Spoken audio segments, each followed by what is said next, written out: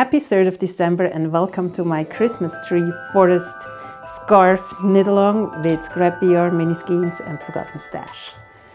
Today I don't have mountains in the background, but I can't always be on the terrace. I also have to work even during Advent. But it doesn't matter. Let's have some ornaments.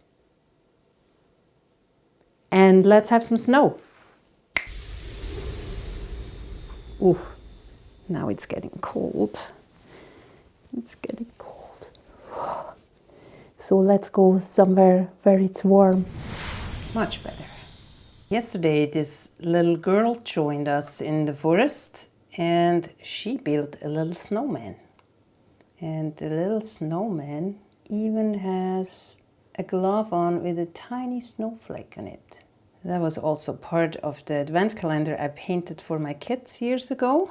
They will stand right here and watch us. On the 1st of December I knitted this tree. The tutorial for the tree is this one. But actually the tutorial was knitted with this one till I realized I shot it in hyperlapse. It was all very fast. So I had to reshoot the whole tutorial and knitted this tree. The reason I tell you this is because this tree is actually the first one where I don't really like the outcome of the color mix because of those two dark stripes.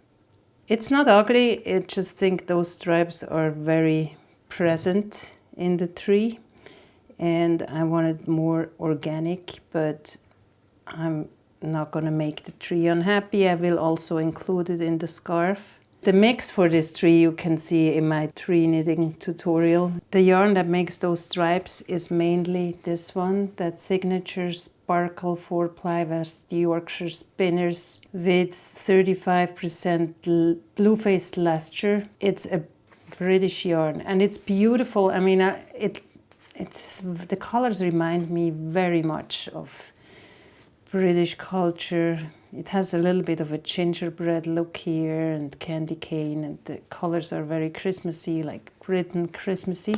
And the sparkles are gold.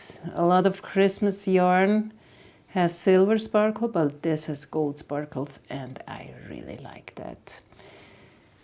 But the yarn, when you knit it, I don't know. I mean, I haven't knit with it yet unmixed, so maybe this is very nice when you don't mix it, but in the mix, I don't know. However, today I want to give this British yarn another chance and mix it with two other yarns that I used for here. With this one, which I also used in the first tree, and I really like its fluffiness. And this is also very sparkly. It has silver sparkles, so there will be a gold-silver sparkle mix going on. And this really bright green silk mohair blend. So I will mix those up. Let's see what happens. Boom! Interesting. This is nice. This yarn gave the whole tree like a glow, like it's glowing.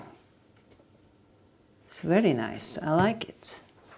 It softened those dark stripes a little, which still are here, see? Let's compare those two trees. They're very similar. They have the dark stripes almost at the same spot. The good thing now, this tree won't look so lost in the whole scarf because I have this one which complements this one a little, but in a softer way. I like it. Now both trees are very welcome in my scarf. I will use this tree later in the scarf when there is a day where I don't have time to knit. So you will forgive me if I will add a tree that already exists. But today I knitted this, and this one I will graft and seam to those two trees, but I won't show you that because otherwise I spoil the surprise for later on. What I show you today is how I weave in ends, and I will do that with those two trees. Let's take my toolbox here with all kinds of useful tools for knitting.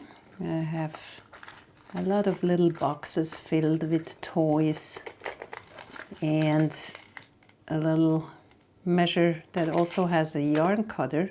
You know what, the yarn cutter I had to take out once when I was going to the airplane. They said I can't go to the airplane with this, so they took it out. Actually, they wanted to take this away from me, and I said, okay, let's just take out the knife. Can I keep then this? And then they let me keep this without the blade in it. So this one has no blade anymore, but I can still measure my needles. And what I usually use to cut yarn is just this nail scissor, all kinds of other stuff, you know. I need a wool needle. There's also stitch markers and safety pins.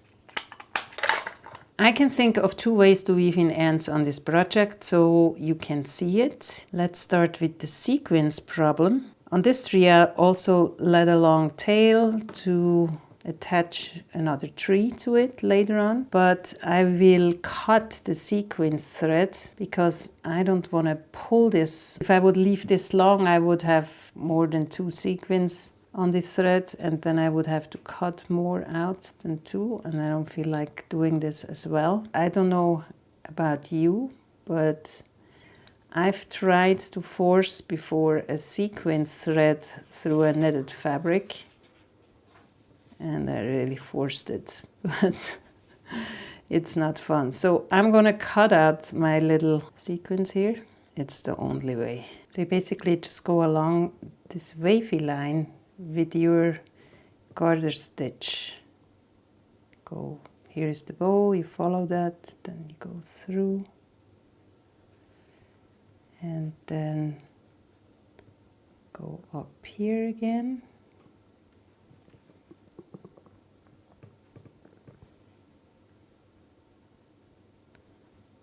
And then down here, just create a wavy line,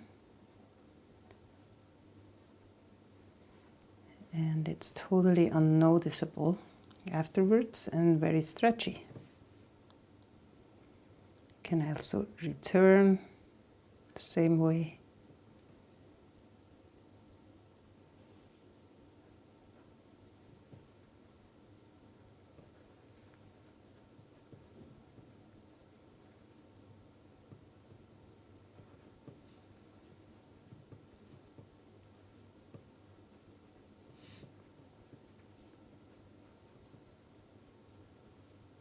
And then I will just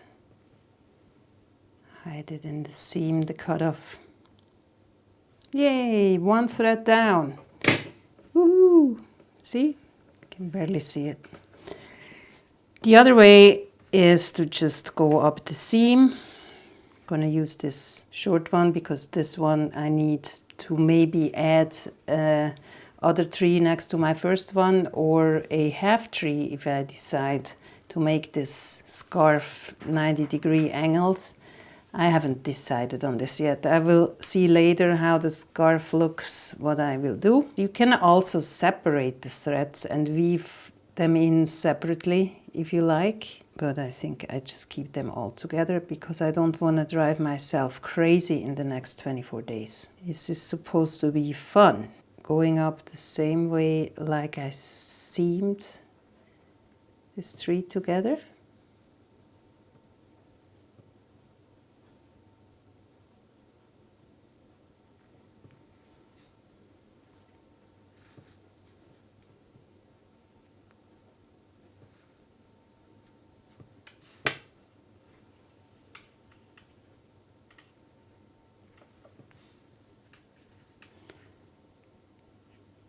And then maybe return the same way. Maybe it gets a little thick then. I will check.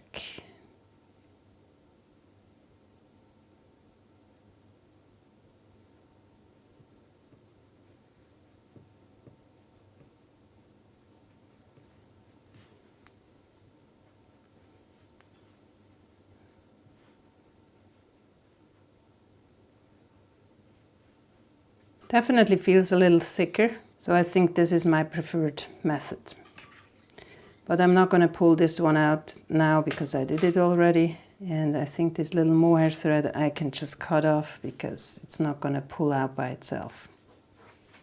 I won't show you any attached trees anymore till the 24th of December. So you have the surprise then. But I can show you a tree every day and talk about some other things too. Oof, it's still cold here.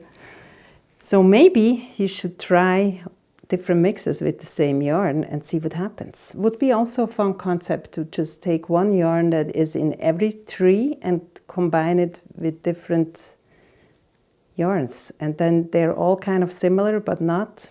Could be very nice.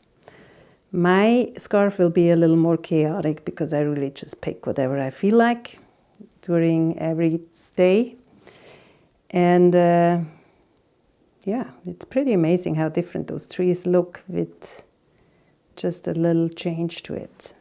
I hope you enjoyed the video of December 3rd. If you want to see how I made those trees, watch this video or watch the one from tomorrow. Thank you so much for watching. Thank you so much for knitting along. I get comments of people trying the trees. One lady even uploaded it to Ravelry, her grafted trees. I can't wait to see it. And I see you tomorrow.